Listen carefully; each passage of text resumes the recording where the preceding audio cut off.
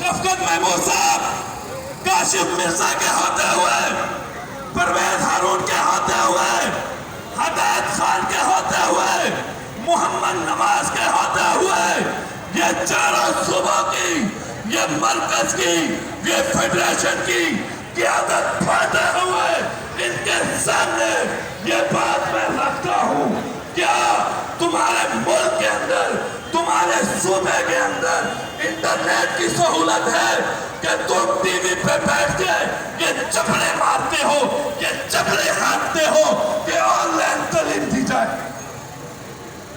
क्या आपके सूबे में, आपके इलाकों में इंटरनेट की सहूलत है? तो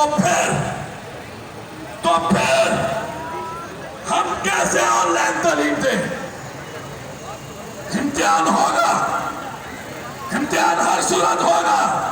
हाँ, हमें भी सईद का नहीं पता है होगा।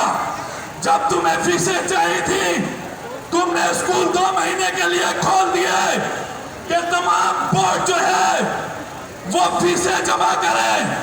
काशिफ मिर्जा साहब, क्या ये अलमिया नहीं है कि प्राइवेट स्कूल तो 20% फीस माफ करें और ये हमारे बोर्ड लेट फीस लें?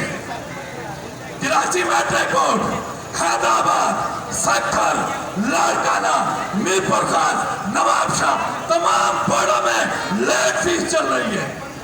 ये कहाँ का इंसाफ है?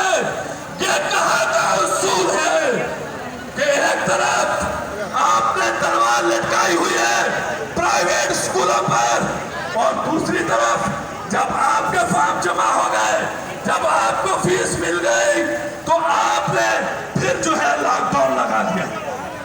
मैंने, चूंकि हमारे अभी बहुत सारे दोस्त रास्तों में हैं, बात भी मुझे करनी थी, लेकिन भट्टी साहब मुसलसल पीछे से कपड़े खींच रहे हैं, इसलिए मैं अपनी बात का यहाँ पर इसी अल्फाज के साथ इख्तिताम करता हूँ कि सईद गनीवी, सीएम सिंध भी, मैंने तकरीर की है, मुझे फांसी लगाना है, शाम से पहले लगाओ।